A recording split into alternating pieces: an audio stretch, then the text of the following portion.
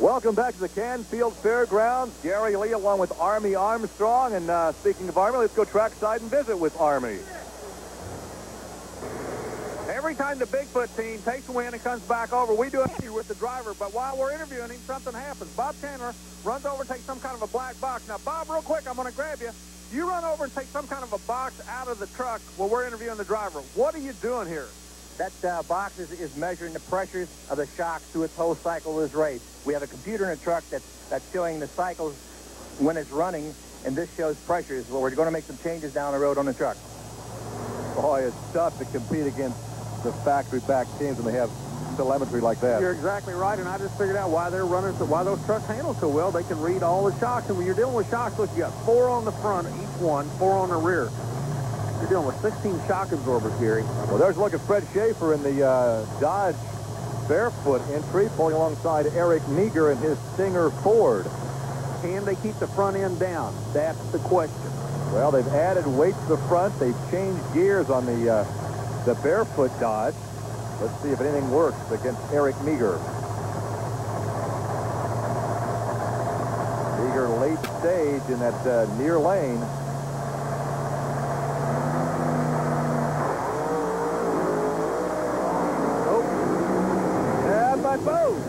Who won that one? Man, if we were playing hand grenades, somebody was close. I don't know who it was. A 483 for the Ford. And a big wheel stand for the Dodge. Here it is again coming right at you. The problem they've had all season long, they cannot keep the front end down to keep the horsepower hooked up on this Barefoot Dodge. Man, they've done everything from adding dead weight to changing gear ratios. They're just making a ton of horsepower gear. That has been his nemesis all season long. You can see the impact on the landing. The strange thing, you go racing and you get beat because you're making too much horsepower. This doesn't seem possible. Well, they tried several different measures like changing gears, adding weight to the front, but nothing seems to be working. And right at the very end, he was edged out by Eric Meager. Both trucks, nose over in the attitude, diving at the finish line. There's Alan Pizzo in the Predator, and Pizzo will go up against Dan Runte in Bigfoot. So let's see if Bigfoot can get back in victory lane after getting dethroned the last outing here at Canfield. You know, Pizzo's been on a roll here, and Bob Chandler, you talk about a hands-on guy. You can say what you want to about this guy, but that's why his trucks stay on top, is he keeps him so involved in it. He's checked the computer, he's checking temperature now. It's just amazing what you got to do, but that's why you stay number one.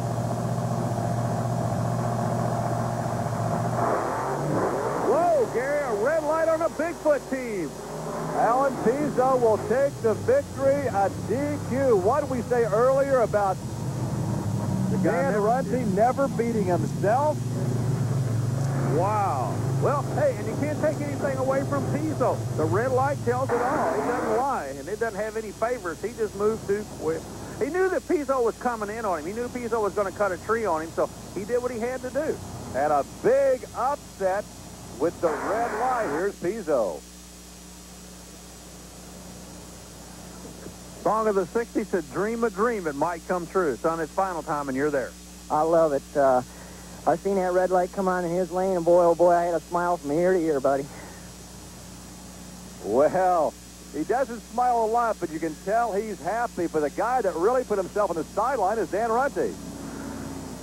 Good race, just cut a light quick. I mean, it happens to everybody now or then.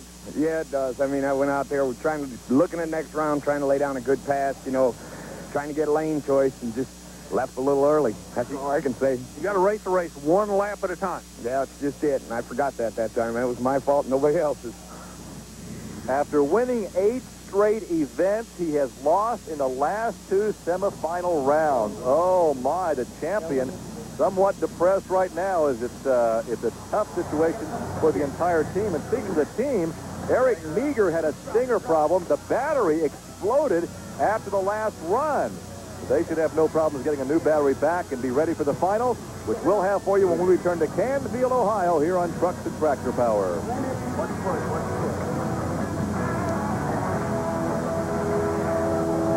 On the wire, I know. We are ready for the finals in round 10 of the Penda Points Championship. Alan Pizzo against Eric Meager. There is Meager in the Stinger. That is a Ford against the General Motors Predator. You really can't tell what make these vehicles are because of the fiberglass bodies. No, but you can tell we're going to have a new winner tonight. Neither of these guys have gone into the winner's circle all year long. They've been close, but nobody's made it to the winner's circle out of these two camps, Gary. Well, Alan Pizzo immediately goes into the lanes because his vehicle is hot. Now, there's a rule that says when one driver stages, the other driver has to go to the lanes. He can't burn him down, if you will. Meager staged and then backed out of the lanes. Pizzo's telling the flagman or the starter, get him on the starting line. I am not going to move. I am hot. I want to go racing. A shot there of Ken Kohling, who is the crew chief for Eric Meager. Finally, Eric staged the run itself. All Eric Meager. Yeah, but look at the Predator. Meager takes the win. He was the first the other end, but I told you about the heat problem in that Predator camp. That's why they staged early. We're going to have to wait. The WCW crew, congratulations. They were first the other end, but I think they're going to get caught on a technicality here. Their driver did not stage when he was supposed to. Well, he pulled in, then backed out. Exactly, and that's when the Predator started pointing to the starter, telling him, to get on the line, I'm hot.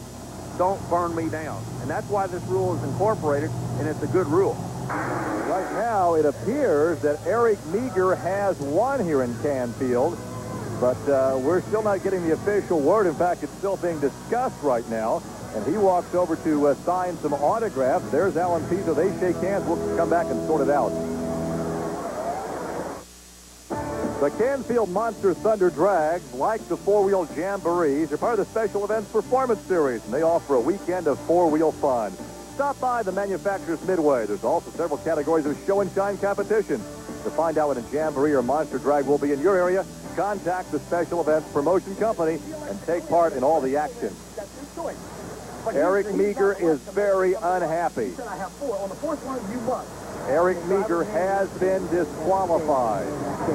No, you guys can dispute that call, but that's the way it's going to stand right here. Alan, rules are rules. We live and die by the rules. We just got word on a technicality. You are the winner of this event. You went up and staged.